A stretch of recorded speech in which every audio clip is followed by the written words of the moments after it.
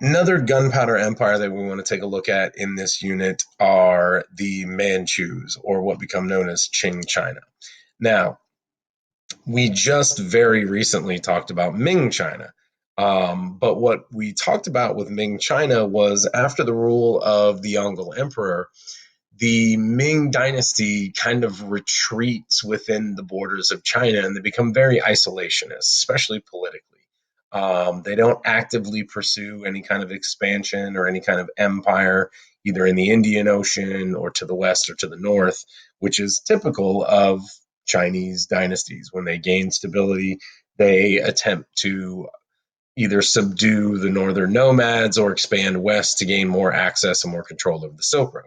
But the Ming don't do this. And by not doing this, they allow the development of some pretty wealthy and successful neighboring states. One of those states, Manchuria, which is the homeland of the Manchus, ends up invading and conquering the Ming in the middle of the 17th century.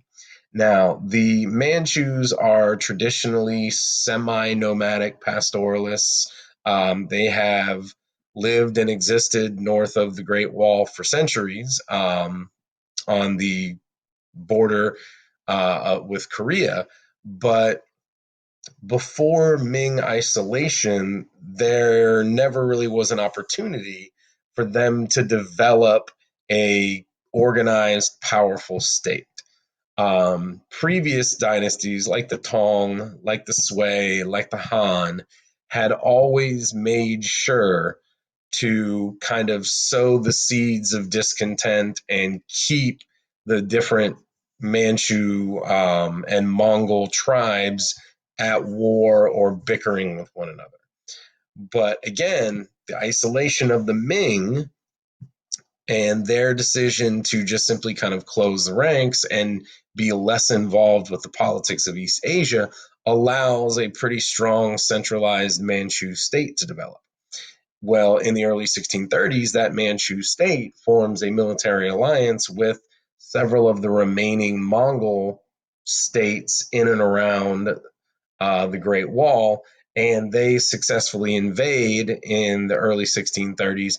And by 1644, they have basically swept the Ming dynasty out of the way.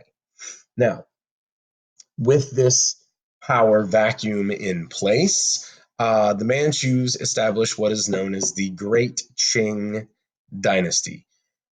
Now, a couple of reasons for this.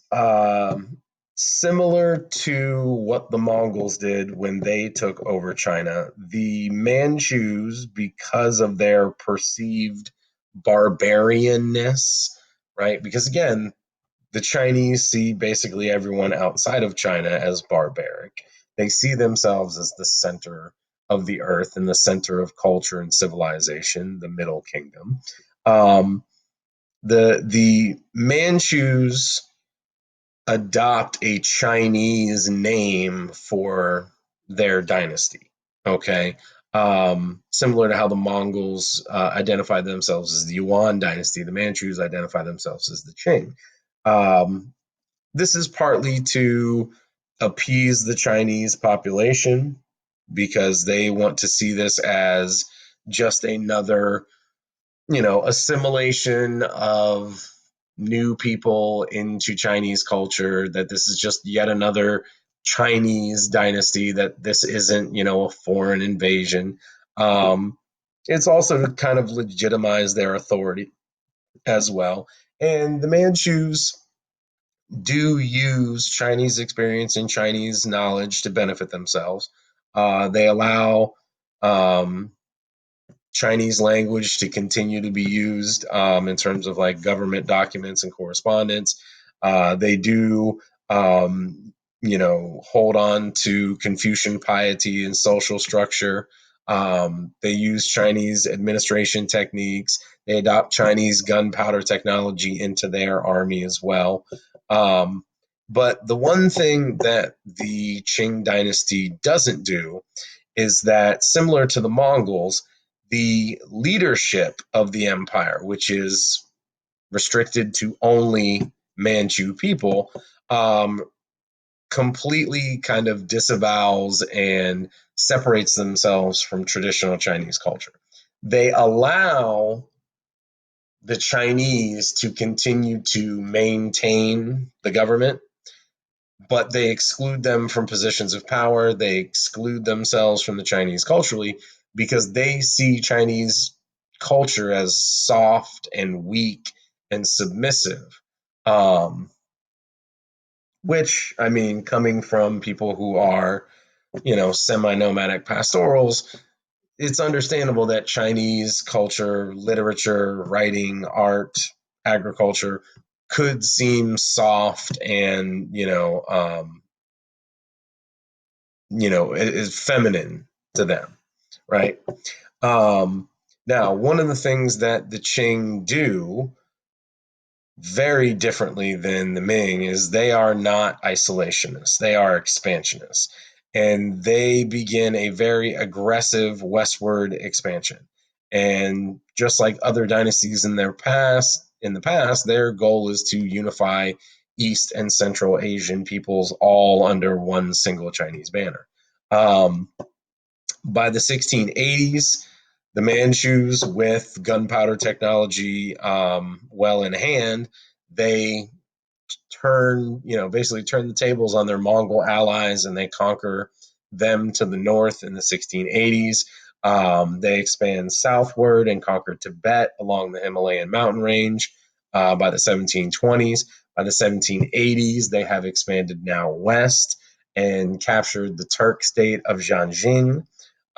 So within a little over 100 years of their conquest of the Ming Dynasty, the Qing have essentially more than doubled the size of their empire.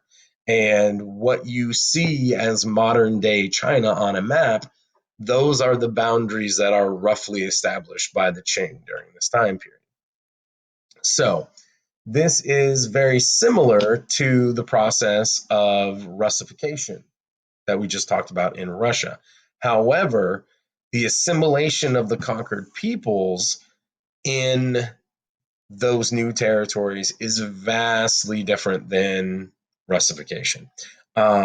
Like we said, the Qing see Chinese culture as soft, as feminine, and they do not wish to spread that quote unquote soft Chinese culture into new conquered territories because they would rather incorporate those conquered peoples into their military and they don't want them to assimilate this weak and soft culture that would, lessen their ability to fight wars.